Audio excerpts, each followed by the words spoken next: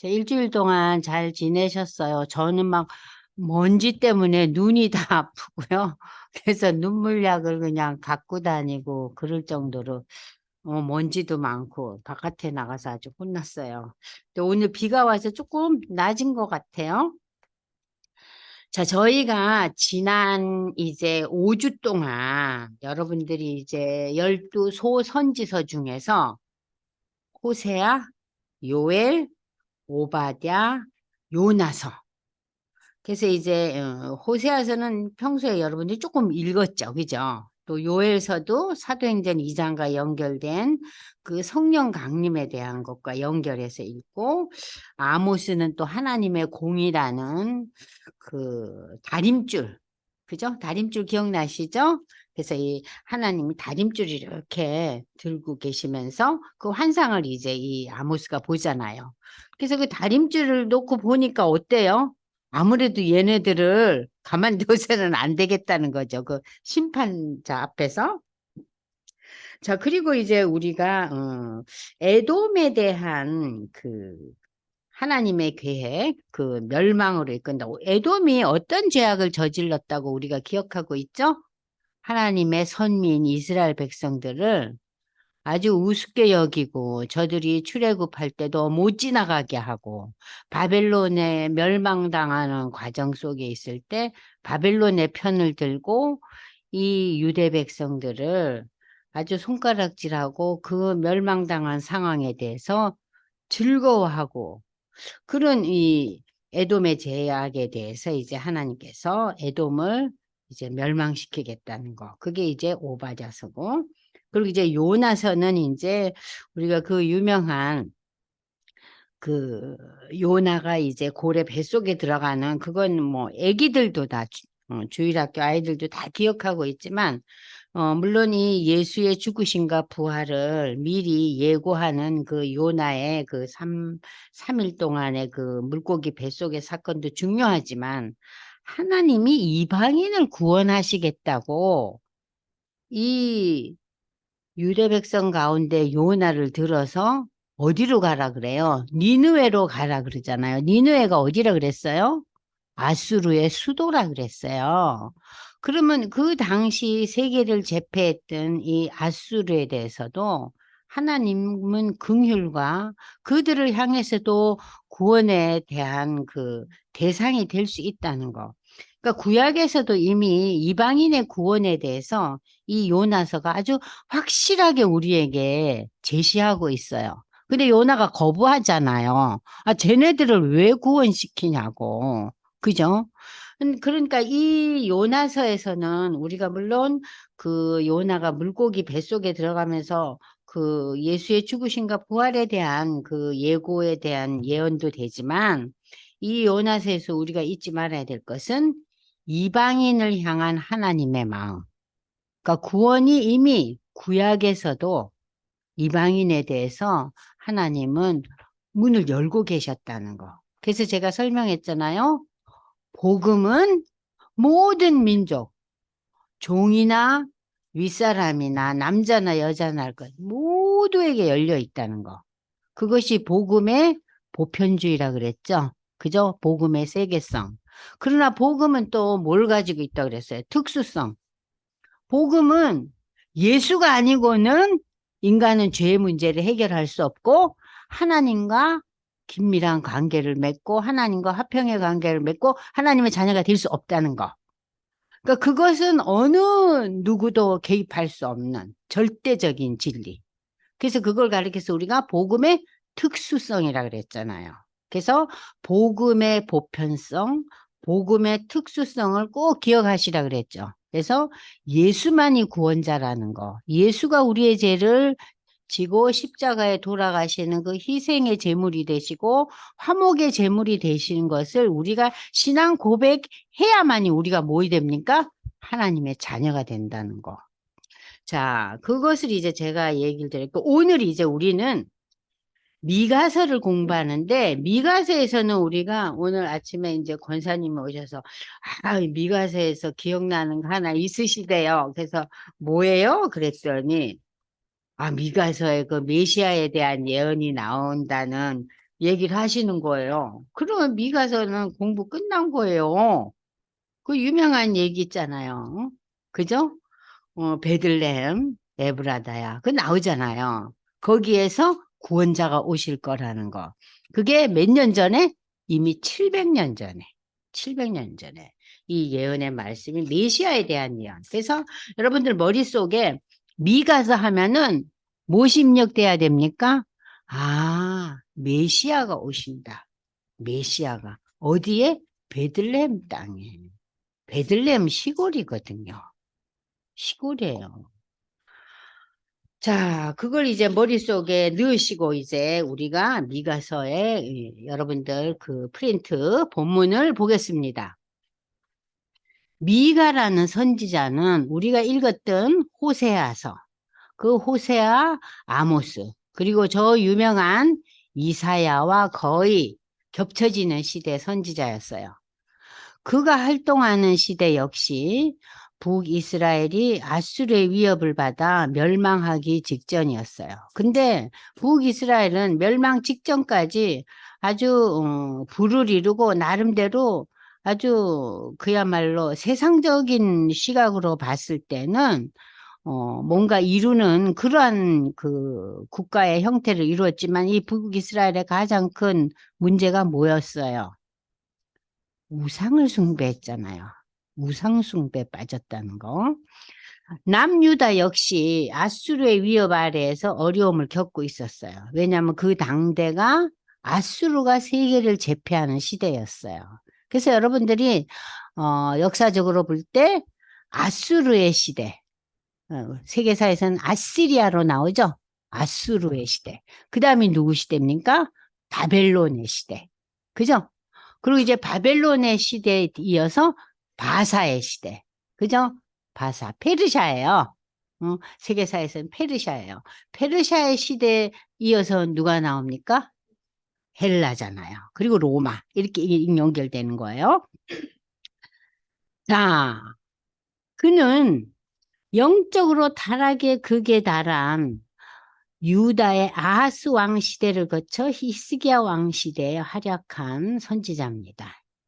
미가는 남유다의 문제도 다루었지만 북이스라엘에 대해서도 그 제약을 책망하며 멸망을 경고하였다. 그래서 이 미가서는 남북 왕조를 다 아우르고 있어요. 지금까지 우리가 읽은 그 예언서들은 대부분 북쪽에, 그죠? 북이스라엘에 대한 그 멸망, 북이스라엘이 이렇게 큰 죄악에 빠져서 하나님이 멸망시키겠지만 이 지금까지 읽었던 우리 그 예언서들은 다 북이스라엘은 멸망해도 하나님이 누구를 통해서 구원을 일으킨다고요? 남유다를 통해서. 비록 남유다가 바벨론 포로가 되고 엄청난 고난의 시간을 겪지만 그러나 남유다를 통해서 다시 일으키신다는 게 그 예언들이에요. 그러면 지금 이제 보시면 미가는 이스라엘과 유다의 죄악상을 이제 지적하면서 하나님의 공의에 따른 심판과 함께 하나님의 계속적인 사랑으로 다시금 회복될 것을 동시에 예언하고 있다. 자, 미가서의 중요한 쟁점은 이 회복을 어디에 두고 있느냐? 바로 메시아의 탄생에 대한 예언을 하고 있어요. 지금까지 우리가 읽었던 소선지서들은 회복을 어디에다 뒀어요? 바벨론 포로의 회복과 유다를 통한 하나님께서 종말에 회복을 시킬 것이다 그랬는데 그 유다를 통한 회복을 이 미가서에서는 구체적으로 메시아가 오신다는 거예요. 메시아. 아주 중요한 본문들이 많아요. 그래서 이 회복은 바로 메시아의 탄생에 대한 예언으로 그분은 어디에서 탄생한다고요? 베들레헴 땅에서 탄생할 것이라는 장소까지 구체적으로 언급하고 있어요. 이어서 그 오실 메시아는 당대 엄청난 고난도 겪을 것이다. 그것도 예언하고 있어요. 이 메시아는 자기 백성을 죄와 사망의 권세에서 건지실 구원자 예수 그리스도이심을 예표한다. 미가의 이러한 예언은 700년 뒤의 미래를 예언한 것이다. 그러니까 700년 이후에 이 미가의 예언은 역사에서 구체적으로 현실화되죠. 그 인물이 누구예요? 예수님이 이 땅에 오시잖아요. 그래서 이 5장 2절 유명한 본문이죠. 여러분들 이 본문은 좀 기억해 보세요. 베들레헴 에브라다야. 여기서 베들레헴을 쓰고 에브라다라는 말을 또 쓰고 이렇게 반복하고 있는 것은요. 에브라다는 베들레헴의 옛 이름이에요. 옛날 이름. 우리가 서울을 옛날에 뭐라 그랬죠? 한양, 경성 이랬죠. 그러면 서울에서 그 한양, 경성 말이야. 이런 소리예요. 그러니까 어떻게 보면 좀 이렇게 강조하는 거죠. 에블람 에브라다야, 너는 유다 족속 중에 작을지라도 아주 조그만한 동네죠. 시골 동네. 이스라엘을 다스릴 자가 네게에서 나올 것이라. 그의 근본은 상고의 영혼에 있느냐. 여기 여러분 보세요. 근본은 상고의 영혼. 상고라는 거는요. 옛날 옛적 어디를 말하냐면 창조부터 영혼까지. 그러니까 여기에서 시간은 처음부터 마지막까지예요. 우리는 역사 속에서 제한된 시간 속에서 우리는 살고 있잖아요. 인간은. 그죠? 인간은 제한된 그 시간 속에서 살고 있잖아요. 뭐 50년도 살고 오래 살아야 100년이잖아요. 그런데 이 오실 그 메시아 예수님은 700년 이후에 오실 분이지만 그분은 언제부터 존재하는 분이에요? 창조. 우리 인간이 창조되기 이전부터. 그게 상고예요. 그때부터 영혼까지 있느니라. 그러니까 상고라는 단어 아시겠죠? 우리 인간의 창조 이전 처음부터. 그러니까 쉽게 말하면 처음부터. 응. 우리는 처음부터 어떻게 살아도 우리가 산 인생은요. 이 역사 속에서 아주 조그마한 기간이에요. 근데 요 50년에서 100년 사이를 살면서 우리가 얼마나 난리 법석을 떨면서 살아요. 자, 그래서 이 미가서 5장 2절을 여러분들이 꼭 머리에 담아두세요. 그래서 미가서 그러면은 아유, 딴 건 다 잊어버려도 나 하나는 기억한다. 예수님이 베들렘 땅에 오신다 그랬어. 그분은 처음부터 영혼까지 계신 분이래. 미가가 예수님 오시기 전에 700년 전에 예언했 게 미가서요. 이렇게 여러분들이 얘기할 수 있어야 돼요. 이제 기억하시겠죠? 그죠? 자, 특별히 미가서에는 불의를 미워하시고 가난한 자의 편에서 공의를 실현하시는 하나님을 강조하면서 메시아의 도래로 실현되어질 구원의 날에 대한 소망의 메시지를 전하고 있다.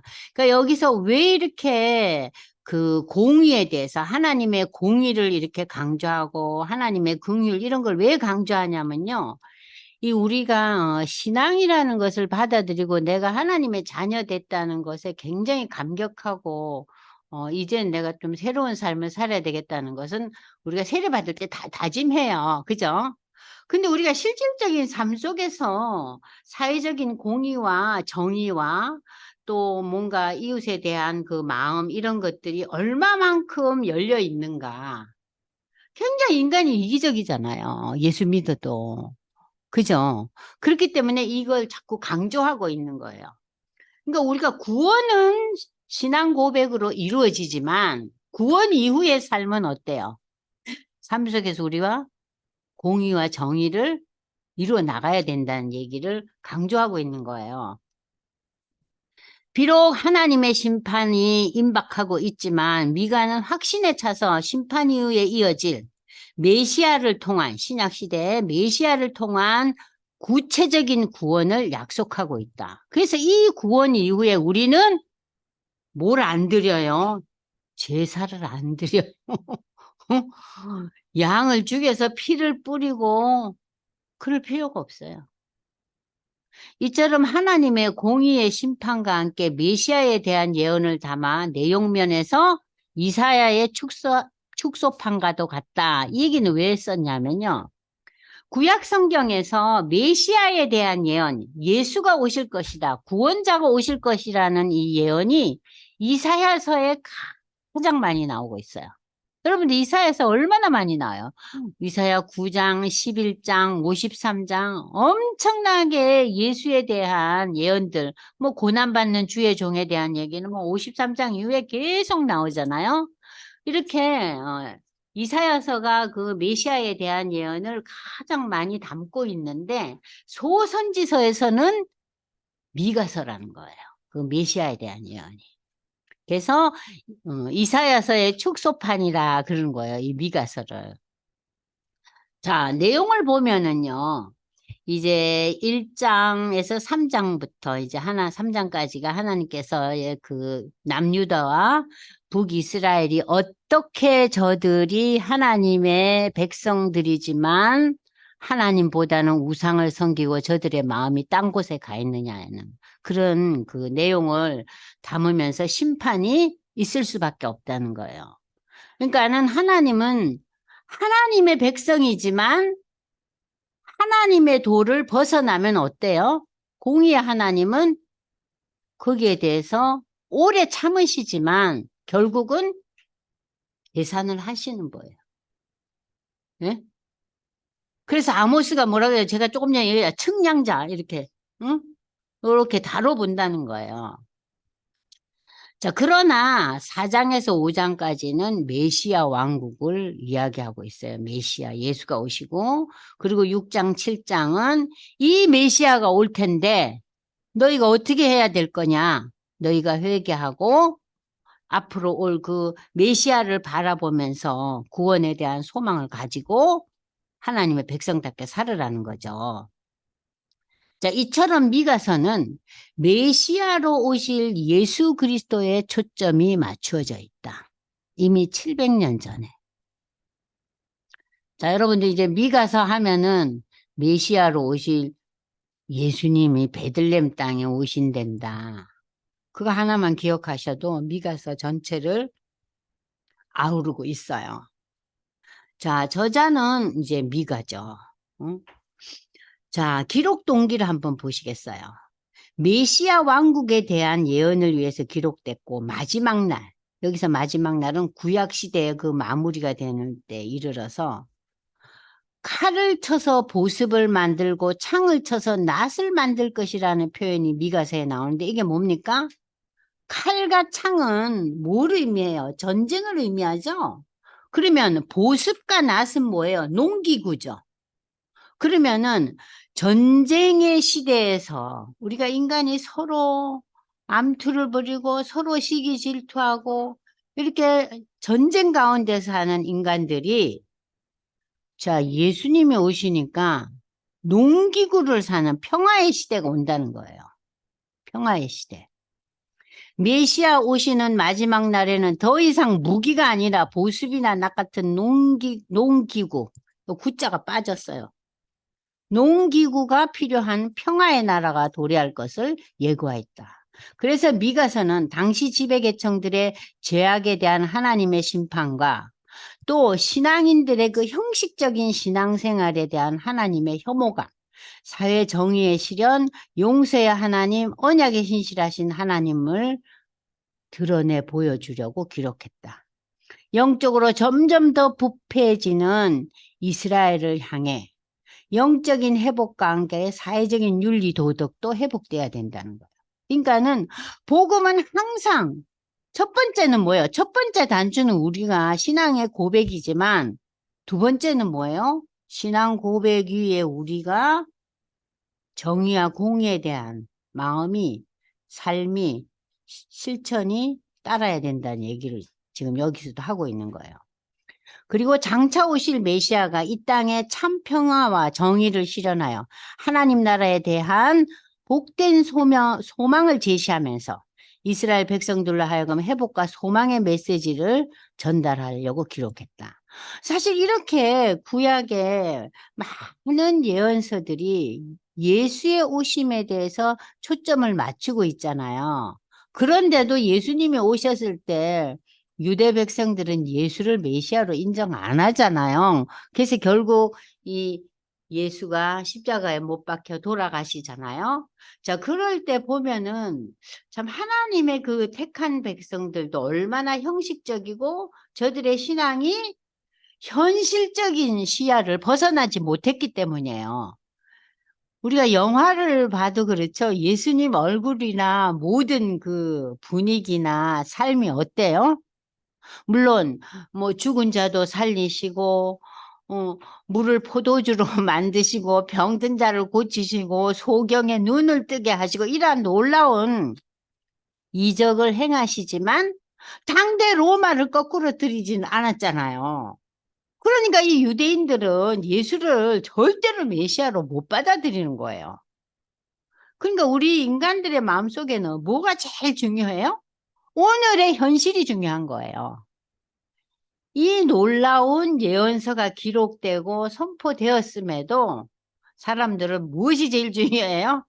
오늘 내가 맞닥뜨리고 있는 상황, 현실이 뭐냐? 거기에 다 정신이 팔려 있는 거예요. 자, 그래서 이제 내용은 이제 심판에 대한 경고, 메시아를 통한 구원, 회개에 대한 촉구와 용서 이렇게 쭉 이제 전개가 되고 있습니다. 그래서 여러분들 이제 보시면은 이제 처음 이제 미가서를 이제 피십시오. 자, 전체적인 내용은 조금 이제 아시겠죠? 미가서 1장 유다의 왕들 요담가스와 히스기야 시대에 모레셋 사람 미가에게 임한 여호와의 말씀 곧 사마리아와 예루살렘에 관한 묵시라. 그럼 뭐예요? 사마리아는 북이스라엘 왕국의 수도죠. 예루살렘은 어디예요? 남유다 왕국의 수도잖아요. 그러면은 이 미가서는 북쪽 이스라엘 왕국과 남쪽 유다 왕국을 다 포함한 예언서라는 얘기예요. 그렇죠? 1절에 이렇게 딱 나와요. 백성들아 너희는 다 들을지어다. 땅과 거기에 있는 모든 것들아 자세히 들어. 자, 백성들도 듣고 땅과 거기에 있는 모든 것도 들으래요. 이건 뭐예요? 사람뿐만이 아니라 동물, 식물, 자연 모든 것들에게도 하나님의 말씀에 선포를 하고 있는 거예요. 주 여호와께서 너희에게 대하여 증언하시되 곧 주께서 성전에서 그리하실 것이라. 성전에서 이제 드러내시고 있는 거예요. 여호와께서 그의 처소에서 나오시고 강림하사 땅의 높은 곳을 밟으실 것이라. 그 아래서 산들이 높고 골짜기들이 갈라지기를 불 앞에 밀초 같고 비탈로 쏟아지는 물 같으니. 불 앞에 마른 잎은 어떻게 되겠어요? 죄가 되죠. 그죠? 비탈로 물이 쏟아져 버려요. 물이 그냥 확 쏟아져 버리잖아요. 그러니까는 이 하나님의 놀라운 권능 앞에서 무너질 수밖에 없다는 거예요. 그 권능이 심판으로 임할 때는. 이는 다, 이 심판은 다 야곱의 허물로 말미암아 이스라엘 족속의 죄로 말미암아. 그러니까 야곱의 또 다른 이름이 이스라엘 아니에요? 그죠? 그죠? 야곱의 허물이 뭐고 사마리아가 아니냐? 사마리아가 왜 여기서 나옵니까? 사마리아가 우상 숭배에 아주 그냥 근거지 아니에요. 이 사마리아가 북왕국의 수도로. 응? 유다의 산당이 무엇이냐? 예루살렘 아니냐?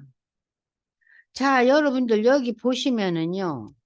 우리가 이제 그 볼 때 보면은 여기에서 자, 사마리아와 예루살렘을 이야기하면서 유다의 산당이 나와요. 유다의 산당. 이게 왜 나옵니까? 우리가 사마리아가 이제 북왕국의 수도로서 저들이 바알을 숭배하고 아세라 목상을 세우고 그죠? 그잖아요. 그리고 금송아지 숭배하고 그들은 우상 숭배가 아주 팽배했어요. 처음에는 금송아지 2마리 숭배했지만 그 아합과 이세벨 이후에는 어떻게 됩니까? 저들이 가난의 신들인, 응? 다 끌어들어오잖아요. 응? 그래서 이 북왕국에 대해서는 우리가 우상숭배에 대해서 잘 알고 있어요. 그런데 유다는 여기에서 성전이 아니고 무슨 단어가 나와요? 산당이 나와요. 이 산당 얘기가 왜 나옵니까? 열왕기상 11장 1절에서 9절을 한번 다 같이 보겠습니다. 여기에 나와요. 이 산당이 왜 등장하느냐? 이 중요한 본문이에요. 열왕기상 11장 1절에서 9절 제가 읽겠습니다. 보십시오. 솔로몬 왕이 바로의 딸 외에 이방의 많은 여인을 사랑한 거 아시죠? 모압과 암몬과 에돔과 시돈과 헷 여인이라. 이 여인들이 뭘 데리고 와요? 우상들을 데리고 오죠. 여호와께서 일찍이 여러 백성들에 대해 이스라엘 자손아 너희는 그들과 서로 뭐하지 말고 통혼하지 말며 그들도 너희와 서로 통혼하게 하지 말라. 그들이 반드시 너희의 마음을 돌려 뭘 일으켜요? 저들이 따르는 신을 따르게 할 거다. 그런데 솔로몬이 이 이방 여인들을 사랑해서 수많은 여인들을 데리고 오는 거예요. 왕은 후궁이 700이요 첩이 300이라. 어머나 셀 수가 없죠. 그의 여인들이 왕의 마음을 돌아서게 했다. 솔로몬이 나이가 많을 때 그의 여인들이 그의 마음을 돌려 다른 신들을 따르게 하였으므로 왕의 마음이 그의 아버지 다윗의 마음과 같지 않고 하나님 여호와 앞에 온전하지 못하였으니 이는 시돈 사람의 여신 아스타롯을 따르고 암몬 사람의 가정한 밀곰을 따르고 솔로몬이 여호와의 눈앞에서 악을 행하며 그 아버지 다윗이 여호와를 온전히 따른 같이 따르지 아니하고 모압에 가정한 그못을 위해서 예루살렘 앞에 뭘 졌다고요? 산당을 지었다. 산당 제사를 지었다. 또 암몬 자손의 가증한 몰록을 위해서 또 산당을 지었다.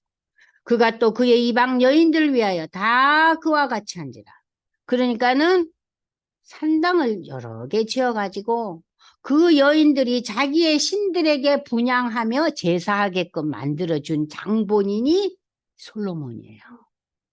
그래서 솔로몬 이후에 이 왕국이 분열하잖아요. 그죠? 자, 왕국의 분열뿐만 아니라 이 유다 왕국마저도 이렇게 우상이 우글우글하는 산당 제사가 시작된 거예요. 그러니까 솔로몬의 제약이 굉장하죠. 그죠? 그러니까 여러분들이 열왕기상 11장 1절에서 이하 읽어보면은 참, 야, 유다가 이렇게 되는구나, 솔로몬 이후에. 그러니까 하나님께서 그렇게 큰 은혜를 베풀었지만 지혜로운 사람의 역사적으로 손 꼽으면 누굽니까? 솔로몬 아니에요. 그러니까 인간이 지혜로워도요, 그 지혜가 하나님으로부터 떠나면은요, 이렇게 방탕하게 되는 거예요. 방탕하게 되는 거예요. 그래서 유다의 산당, 그러면 여러분들이 솔로몬을 딱 생각하셔야 돼요.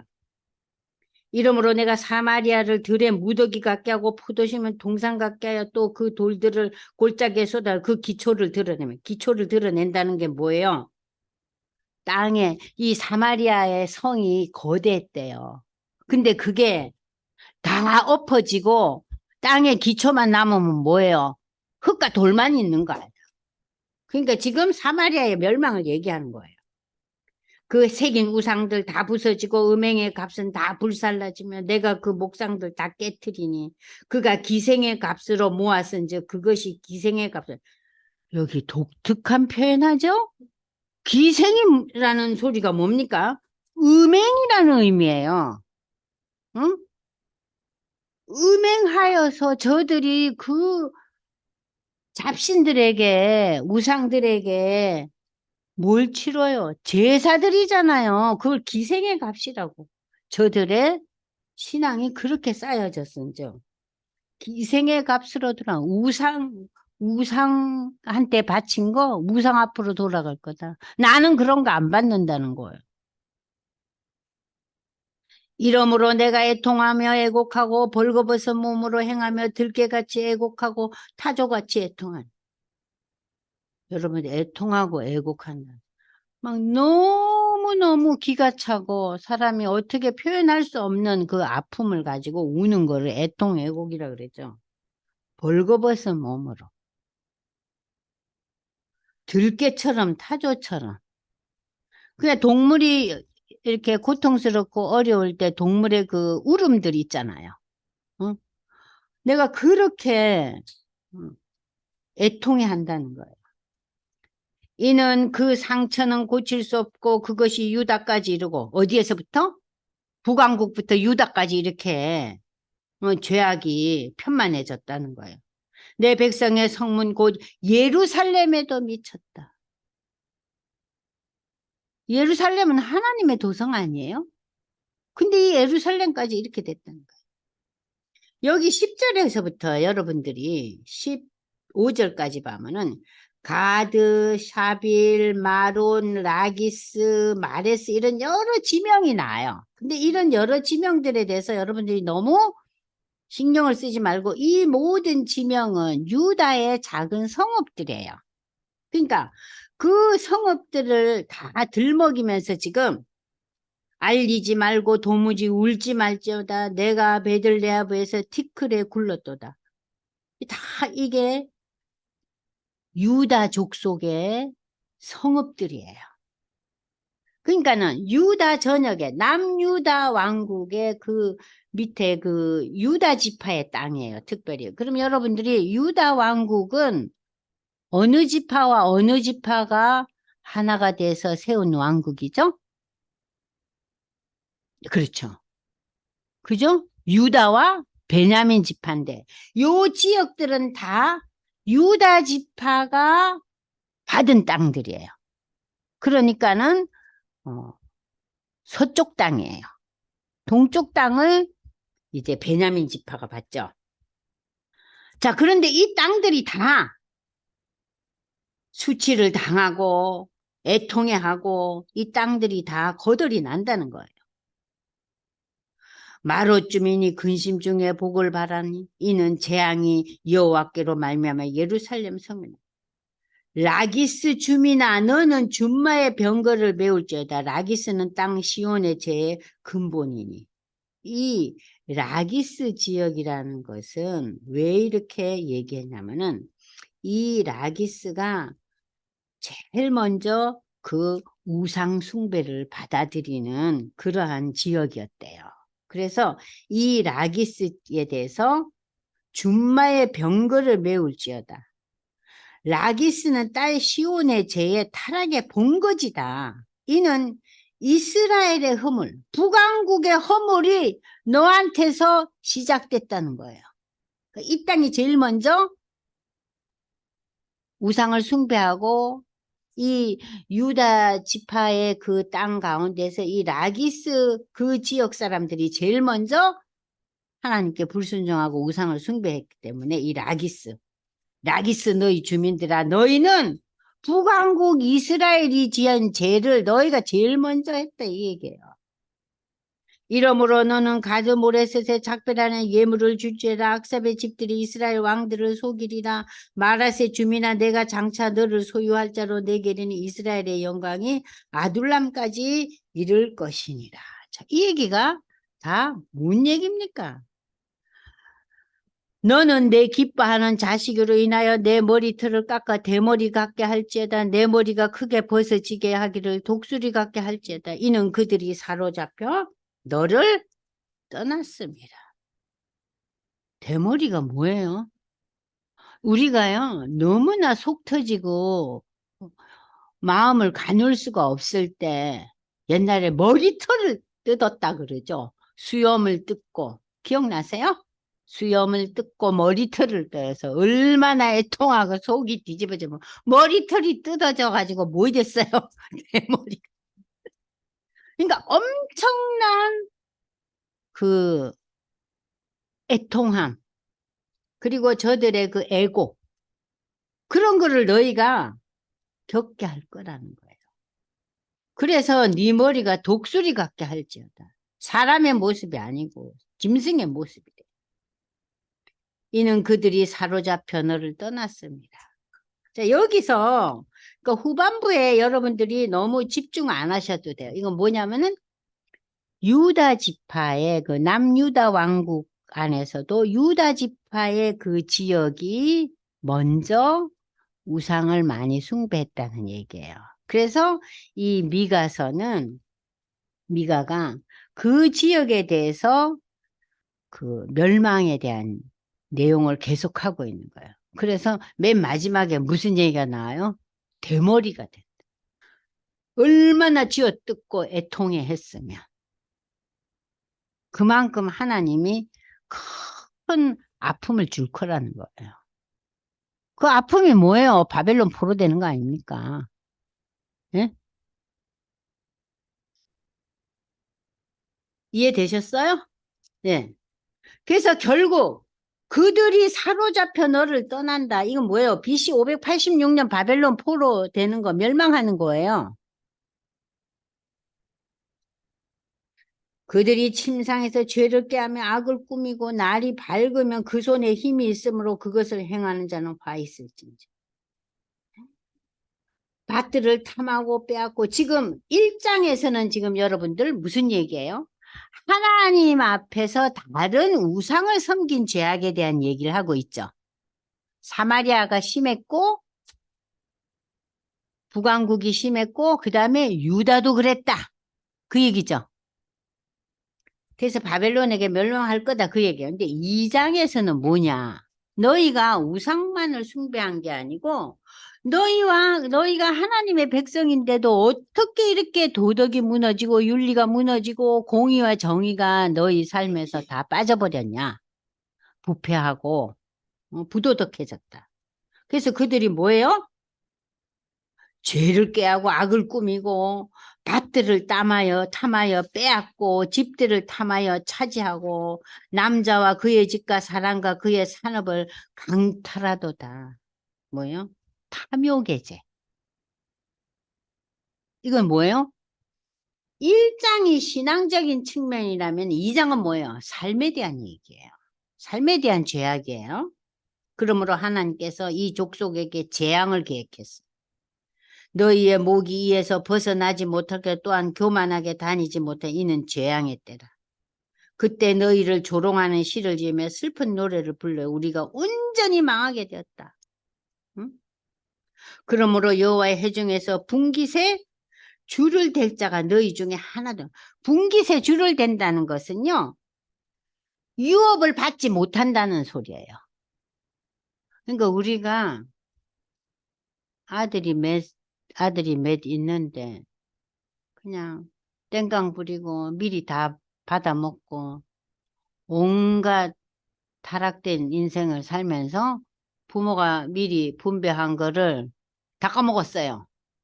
그러면 이제 부모님이 돌아가실 때 어떻게 돼요?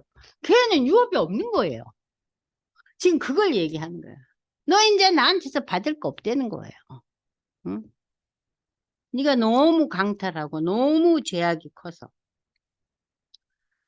자, 그래서 9절 보세요. 내 백성의 부녀들을 그들의 즐거운 집에서 쫓아내고 그들의 어린 자녀에게서 나의 영광을 영원히 빼앗는도다. 하나님의 축복이 임하지 않는다는 거예요. 이 얘기는.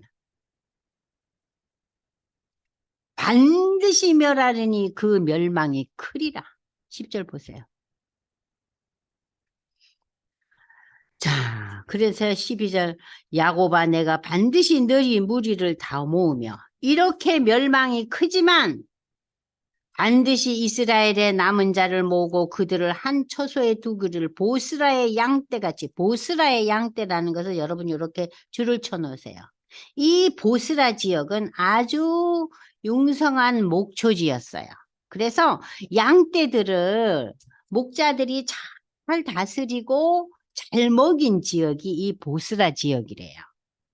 그러니까 이 보스라의 양떼 같다는 것은 아주 잘 케어를 받은 거죠. 자, 그래서 하나님께서 그러나 이렇게 너희가 하나님 앞에 영적으로 또 너희가 삶의 현장에서 큰 죄악을 저질러서 너희에 이르는 멸망이 크지만 그러나 내가 다시금 너희 무리를 모아들이고 이스라엘의 남은 자를 모아서 보스라의 양떼처럼 하나님이 보호하시고 하나님이 다스리시고 하나님이 너희를 양육할 때가 온다는 거예요. 그러니까 이건 뭐예요? 다시 하나님의 그 회복의 메시지죠. 길을 여는 자가 그들 앞에 올라가고 그들은 길을 열어 성문에 이르러서는 그리로 나갈 것이며 그들의 왕이 앞서가며 여호와께서는 선두로 가시리라. 자, 이건 뭐예요? 자, 왕이 가고 그 왕 앞에는 누가 가요? 하나님이 제일 앞장서 간다는 거예요. 요 13절 마무리가 참 멋지죠? 예? 왕이 가고 그 앞에 누가 가요? 하나님 간다. 근데 우리 인생의 삶이 이 13절의 말씀대로 되나요? 우리 지도자가 밖에 없죠, 우리 눈에는. 그잖아요. 그 회사 직원이면 사장밖에 없는 거예요. 그 회사의 지도자. 그러니까 자기를 자기를 그 리더하는 그 리더 앞에 우리는 다 정신이 빠져 있잖아요. 근데 그 앞에 누가 있어요? 선두에 하는 가시리라. 내가 또 이르느니 야곱의 우두머리가 이스라엘 족속의 통치자 들으라. 정의를 아는 것이 너희의 본분이다. 너희가 하나님의 남은 자로 하나님의 백성으로 살 때 너희는 응? 하나님이 원하는 정의를 갖고 사는 것이 너희의 기본 삶의 태도인데 너희가 선을 비하하고 악을 기뻐하며 가죽을 벗기고 그 바에서 살을 뜯어내고 이거 뭐예요? 엄청나게 백성을 강탈하는 행위죠. 그때 그들이 여호와께 부르짖을지라도 응답하지 아니하시고 그들의 행위가 악했던 만큼 그들 앞에서 얼굴을 가시죠. 너희가 그렇게 악한 삶을 살아가고 하나님의 백성답지 못하게 살아갈 때 하나님은 어떻게 하신다고요? 얼굴을 가리신다. 하나님께서 그 은혜와 은총을 거두어 들이신다는 거예요. 복이 없다는 소리예요. 내 백성을 유혹하는 선지자들은 이에 물 것이 있으면 평강을 외치나 그 입에 무엇을 채워주지 아니하는 자에겐 전쟁을 줍니다. 이건 뭐예요? 그냥 뇌물이나 받아 먹는 거예요. 요새 우리 주위에도 뇌물 때문에 지금 난리 났잖아요. 그죠? 입에 뭘 물려주지 않으면 되는 일이 없다는 소리예요. 여기 지금. 예? 이런 선지자에 대하여 여호와께서 이르시되 선지자도 이 지경이니 정치 지도자는 오죽하겠어요? 그러므로 너희가 밤을 만나리니 이상을 보여. 너희가 어둠 속에서 하나님의 그 예언을 받지 못하고 너희가 어두움 속에서 점치지 못하는 이 점이라는 것도 예언, 환상 그런 거를 볼 수 없다. 이러한 거짓 선지자 위에는 해가 져버리고 깜깜하다. 암흑의 세상이라는 거예요. 그래서 선견자가 부끄러워하며 술객이 수치를 당하여 다 입술을 가릴 거다. 응? 입술을 가릴 것은 하나님이 응답해. 입술을 가리는 거는 입을 다문다는 소리죠. 뭐예요? 이렇게 돈을 받아야 좋은 거를 주겠다는 듯이 선지자까지도 돈에 현혹이 돼 있으니까 이러한 예언은 예언이 아니죠. 그래서 이 선지자들이 어떻게 돼요? 입술을 가려. 왜냐? 하나님 응답지 않으시니까. 오직 나는 여호와의 영으로 말미암아 능력과 정의와 용기로 충만하셔서 야곱의 허물과 이스라엘 죄들을 그들에게. 자, 미가의 이러한 선포는 그 당시에 많은 선지자와 선견자들이 어땠어요? 하나님이 원하시는 그러한 예언과 말씀을 선포하지 않았다는 거예요. 야곱 족속의 우두머리들과 이스라엘 족속의 통치자들 정의를 미워하고 정직한 것을 굽게 했다는 거예요. 응? 그래서 시온을 피라는 것은 뭐예요? 전쟁을 상징하는 거죠. 예루살렘을 제약으로 건축하는 도다.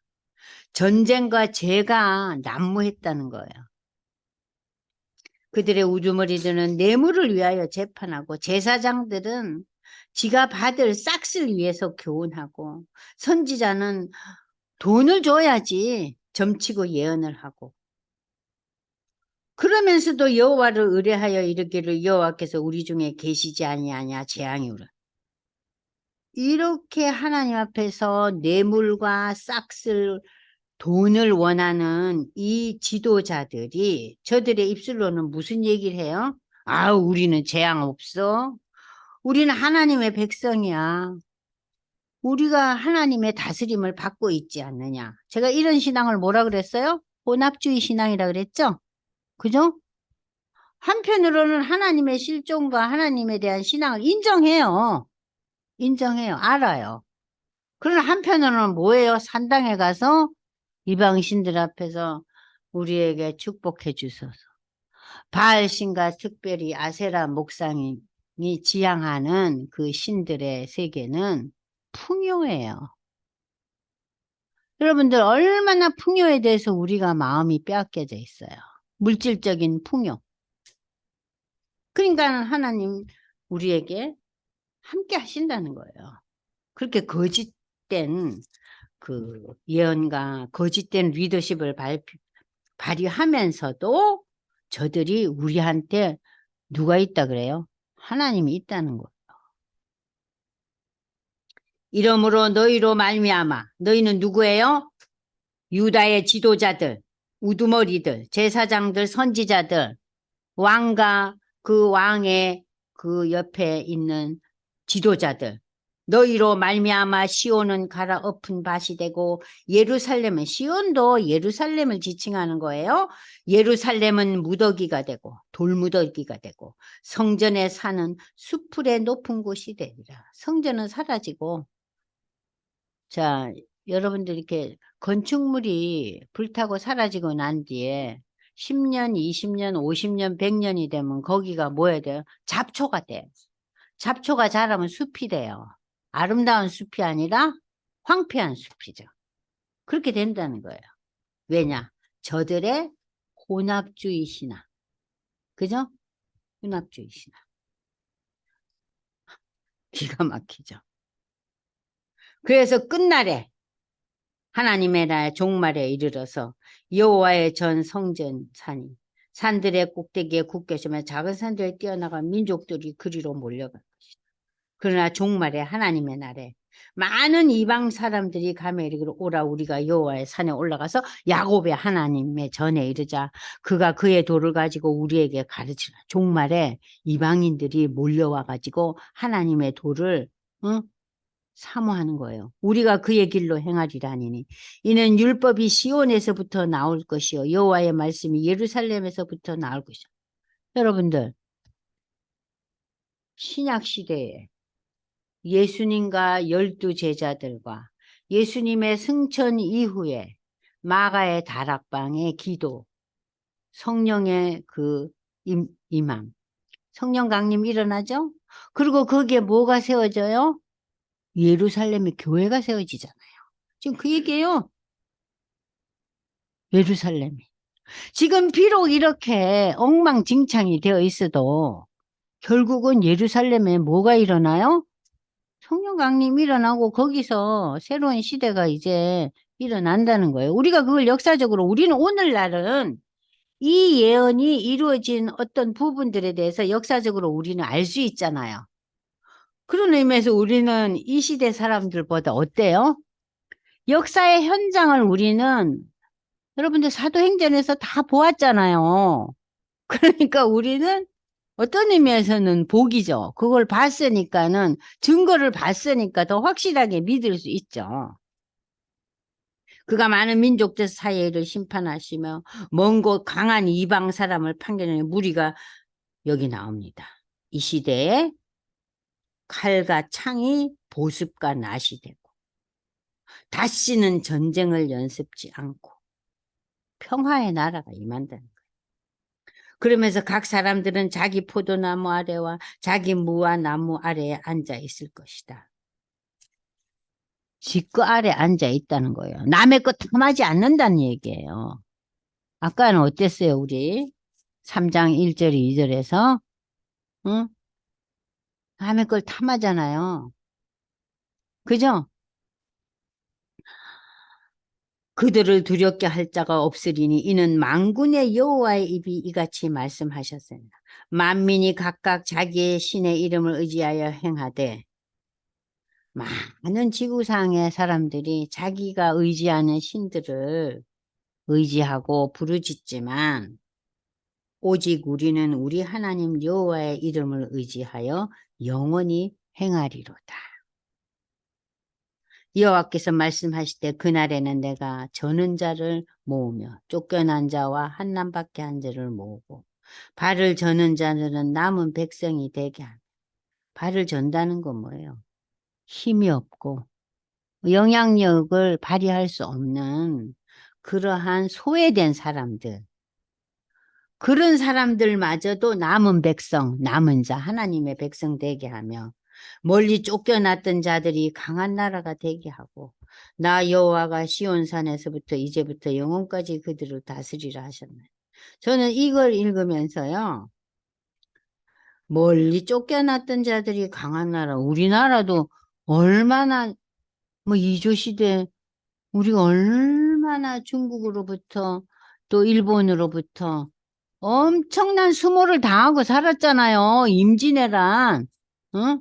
이모군란 여러분들 그 우리 국사에서 좀 배우잖아요. 우리가 누구를 다스려 본 적이 없어요. 어, 왕의 그 저 아들 왕자가 다 잡혀가고, 응?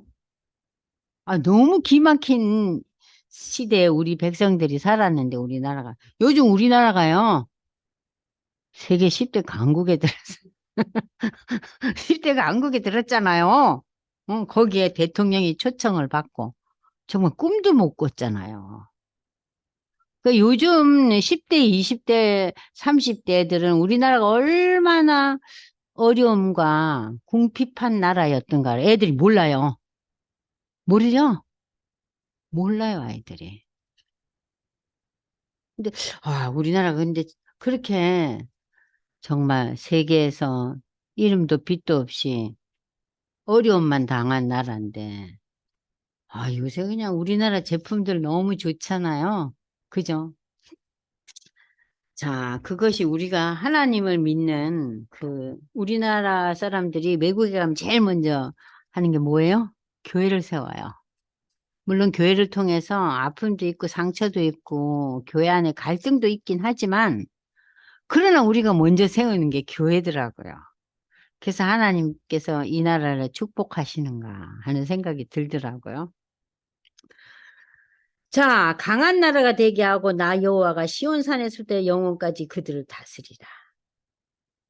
자, 이렇게 해서 예루살렘이 내게로 돌아오리라.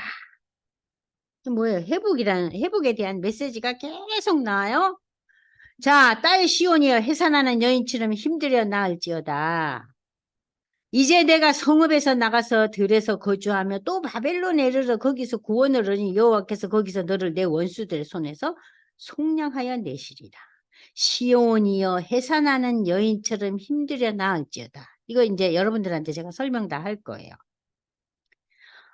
바벨론, 포로가 된 바벨론에서 구원을 얻고 여호와께서 너를 내 원수들의 손에서 속량, 구원해낼 거라. 이거 우리 역사적으로 다 아시잖아요? 이제 많은 이방 사람들이 모여서 너를 치며 이르기를 시온이 더럽게 되며 그것을 우리 눈으로 바라보기를 원하노라. 그들이 여호와의 뜻을 알지 못하여 그의 계획을 깨달지 못할 것이야. 여호와께서 곡식당을 타작마담의 모험같이 그들을 모으셨나니 딸 시온이여 일어나서 칠지어다. 내가 내 뿔을 무쇠 같게 하며 내 굽을 노 같게 하리니 강하게 하겠다는 거죠. 능력을 주시겠다는 거죠. 내가 여러 백성을 쳐서 깨뜨리고 내가 그들의 탈취물을 구별하여 하나님께 드리며 그들의 재물을 온 땅에 죽게 돌리리라. 딸 군대여 여기 이제 5장부터 제가 조금 이따 할 텐데 여기까지 이제 4장에서 회복에 대한 결국은 너희가 능력과 힘을 부여받을 것이다. 그 얘기예요. 응? 자, 그러면서 이제 이 4장까지 이제 읽었는데, 여러분들이 이제 그 5장에 나오면 이제 드디어 메시아에 대한 얘기가 나와요. 그러니까 1장, 2장, 3장, 4장에서 우리가 뭘 배웠습니까? 북이스라엘과 남유다가 이방신을 섬기는 거예요. 응? 근데 유다까지 북왕국을 닮아갔다는 소리예요. 그래서 여러분 아시다시피 아합과 이세벨이 북왕국의 대표주자 아니에요? 그죠? 우상을 섬기는 대표주자들인데 이 아하방의 딸이 유다의 왕의 아들과 결혼을 시켜요. 그게 어찌 되겠어요? 절로 들어오죠. 그러니까 첫 번째는 누구를 통하여 들어왔어요? 유다 땅에, 예루살렘에? 솔로몬을 통하여 들어와요. 그죠? 두 번째 큰 문제는 아합과 이세벨을 통해서 통혼이 이루어지잖아요. 그러니까 물론 저들에게는 같은 민족이죠. 이방인들과의 통혼이라고는 할 수 없지만, 그러나 신앙적으로 저들이 완전히 지금 혼합주의 신앙에 빠져 있었잖아요. 북왕국이. 근데 그것이 결혼을 통해서 유다에게 또 들어온 거예요. 자, 거기까지 하고 이제 여러분들 잠깐 쉴까요? 네. 자, 그러면은 여러분들 한 5분 쉬고요. 제가 마지막에 10분 내지 15분 동안 이 미가서를 가지고 여러분들하고 이제 배운 것을 바탕으로 해서 이제 나눔의 시간을 가질 거니까는요. 지금 앞으로 이제 5장, 6장, 7장까지 빨리 읽고 이제 나머지 10분 내지 15분은 나눔의 시간을 갖겠습니다. 여러분들 좀 이해는 되셨어요? 예. 어떻게 전 집사님 이해되셨어요? 음소거 해제합니다. 네, 이해가 돼요. 네, 같이 이해되셨어요? 하면 이해가 네, 돼요. 혼자 읽으니까 별로 이해가 안 되던데. 네. 그러면 네. 좀 이해되신 것을 5장, 6장, 7장까지 잘 읽으시고 이따가 나눔할 때 얘기 좀 해주세요. 네, 그럼 좀 이따 뵙겠어요. 네.